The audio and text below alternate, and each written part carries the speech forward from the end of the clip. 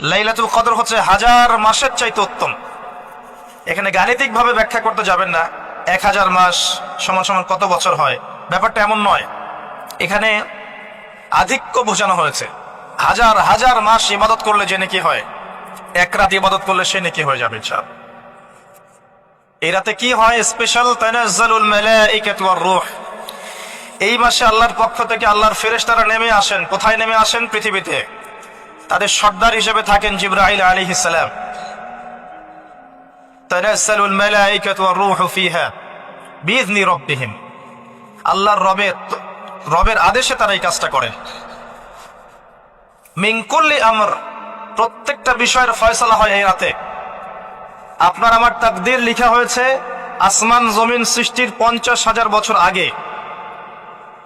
আপনার আমার তাকদীর লেখা হয়েছে আসমান জমিন সৃষ্টির 50,000 বছর আগে। আল্লাহ পাক সমস্ত সৃষ্টির তাকদীর লিখেছেন প্রথম দফায়। দ্বিতীয় দফায় তাকদীর লেখা হয়েছে যখন আমার আপনার রূহ আমাদের মায়ের গর্ভে ছিল 4 মাস 10 দিন বয়স। ওই সময় আল্লাহর পক্ষ থেকে ফেরেশতা আসেন, এসে লিখে দেন তার হায়াত, তার রিজিক, সে সৌভাগ্যবান না দুর্ভাগ্যবান। এরপর রূহটাকে ফুঁকে দেন, বাচ্চা নড়াচড়া শুরু করে। এর আগ পর্যন্ত পেটের মধ্যে বাচ্চা নড়াচড়া করে না। যখন রূহটা ফুঁকে দেওয়া হয় তারপর থেকে বাচ্চা নড়াচড়া শুরু করে। দ্বিতীয় দফায় তাকদীর লেখা হয়। এরপরে তৃতীয় দফা লেখা হয় এই লাইলাতুল কদরে, যে আগামী 1 বছর কি হবে, আপনি কি করবেন। অর্থাৎ 1 বছরের বাজেট প্রণয়ন করা হয় প্রত্যেক লাইলাতুল কদরে। তানাজ্জালুল মালাইকাতু ওয়ার রূহ ফিহা বিইذনি রাব্বিহিম মিন কুল্লি আমর। এই রাতের আরেকটা বৈশিষ্ট্য হচ্ছে সালামুন হিয়া হাত্তা মাতলাইল ফজর। ফজর পর্যন্ত এই রাতে শান্তি শান্তি শান্তি শান্তি প্রশান্তি বজায় থাকে। এই রাতে আপনি যে দোয়া করবেন, যে কোনো দোয়াই করবেন, যদি আপনার রিজিকটা হালাল হয় ইনশাআল্লাহ কবুল হয়ে যাবে যে কোনো দোয়া। এই রাতে যারা ইবাদত করে দাঁড়িয়ে দাঁড়িয়ে, তাদের চতুর্দিকে ফেরেশতারা সমবেত হন, তাদের দোয়ায় তারা শরীক হন, তাদের জন্য দোয়া করতে থাকেন। ঠিক তখনই দেখবেন মুমিন বান্দার চোখ দিয়ে টপ টপ করে পানি পড়া শুরু হয়েছে। আপনি ফিল করতে পারবেন যে আপনার দোয়া আল্লাহ কবুল করছেন। এই রাতের ইবাদতকে 1000 মাস দিয়ে গুণ করলেও কখনো সমান হবে না। একটা রাত ইবাদত করলে আপনি হাজার হাজার মাসের নেকি পাচ্ছেন। এই সুযোগটাকে ছেড়ে দেওয়া যায়? কবে এই রাত স্পেসিফিকলি বলা যাবে না, 27 তারিখেই স্পেসিফিকলি বলা যাবে না যে 21-এর রাতেই, 23-এর রাতেই বা 25-এর রাতেই, নির্দিষ্ট করে বলার কোনো সুযোগ নাই। নবী সাল্লাল্লাহু আলাইহি ওয়াসাল্লাম লাইলাতুল কদর পেয়েছেন এবং ওই রাতে বৃষ্টি হচ্ছিল। তিনি সিজদা করছেন, তার কপালের মধ্যে মসজিদে নববীর যে মাটি আছে এই মাটির কাদা লেগেছিল। নবী করিম সাল্লাল্লাহু আলাইহি ওয়াসাল্লাম বলেছেন, লাইলাতুল কদর আমি পেয়েছি, কপালে কাদা মাটি ছিল, বৃষ্টি হচ্ছিল।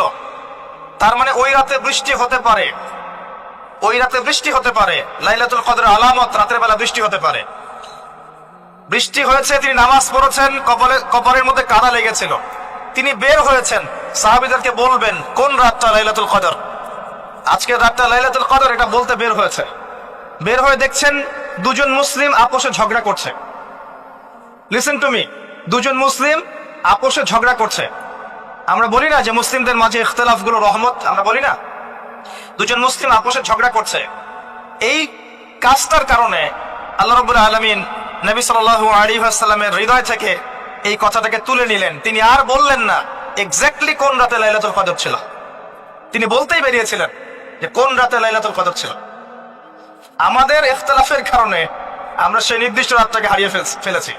তবে এর মধ্যেই খায়র আছে, এর মধ্যেই কল্যাণ আছে। আরবিতে একটা প্রবাদ আছে, কুল্লু শার ইউজাদু ফিহিল খায়র। প্রত্যেকটা অকল্যাণের পিছনেই কোনো না কোনো কল্যাণ আছে। নির্দিষ্ট করে বলে দিলে আমরা বাকি রাতগুলো জাগতাম না। নবী সাল্লাল্লাহু আলাইহি ওয়াসাল্লাম এখন বললেন যে আমাকে ভুলিয়ে দেওয়া হয়েছে কোন রাত, তোমাদের ঝগড়ার কারণে।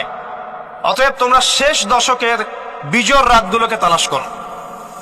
শেষ দশকের বিজোড় রাত বলতে 21-এর রাত, 23-এর রাত, 25, 27, 29, এই 5টা রাতের যে কোনো একটা লাইলাতুল কদর।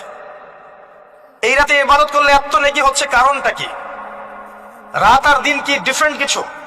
প্রত্যেক রাতেই কিন্তু আল্লাহ পাক প্রথম আসমানে নেমে আসেন। রাতে, শুধু শবে বরাতের রাতে নয়, শুধু নিসফে শাবানের রাতে নয়, কিন্তু প্রত্যেক রাতেই আল্লাহ পাক প্রথম আসমানে নেমে আসেন। তিনি কিভাবে নেমে আসেন এটা ব্যাখ্যা করার দরকার নেই আমাদের। আল্লাহ পাক বলেছেন নেমে আসি, বাস আসি। কারণ সবকিছু আমরা যুক্তি, বিজ্ঞান, দর্শন দিয়ে প্রমাণ করতে পারবো না। পারবো? আল্লাহ নেমে আসেন, ব্যাস নেমে আসেন। নেমে এসে আল্লাহ পাক কি বলেন?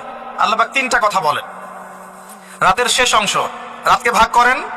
যদি 6টার সময় রাত শুরু হয়, রাত কিন্তু রাত 12টায় শুরু হয় না, সূর্য ডুবে গেলেই রাত শুরু হয়, এটাই ইসলাম। এখন 6টা থেকে আপনি এই 5টা পর্যন্ত সময়টাকে 3 ভাগে ভাগ করেন। শেষের অংশ ধরে নেন যে 1টা থেকে 5টা, কথার কথা আমি এস্টিমেট করলাম, এই সময়টুকুতে আল্লাহ রাব্বুল আলামিন কাছে নেমে আসে প্রথম আসমানে, অর্থাৎ তার রহমত নিকটবর্তী হয় এবং তিনি আহ্বান করতে থাকেন 3টা জিনিস। 1, কে আছো? আমার কাছে কিছু চাইবে, যা চাইবে আমি তাই দিব। 2, কে আছো? আমার কাছে ক্ষমা চাইবে, আমি তোমাকে মাফ করে দেব। 3, কে আছো? কে আছো আমাকে ডাকবে, আমি তোমার ডাকে সাড়া দেব। মানে এই সময় আপনি যা চাইবেন, ইনশাআল্লাহ আপনার আকীদায় যদি শিরক না থাকে, আমলে যদি বিদআত না থাকে এবং আপনার রিজিক যদি হালাল হয়, ইনশাআল্লাহ তাআলা আপনার দোয়া কবুল করা হবে। আল্লাহ পাক প্রত্যেক রাতেই নেমে আসেন। তাহলে লাইলাতুল কদরকে এত স্পেসিফিকলি ইম্পর্টেন্স দেওয়ার কারণ কি?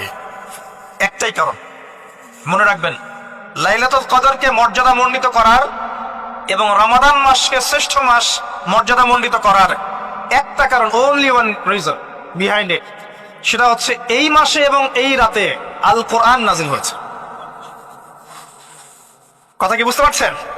কোরআন নাজিলের কারণেই এই মাসটা মহামান্বিত, কোরআন নাজিলের কারণেই এই রাতটা সম্মানিত।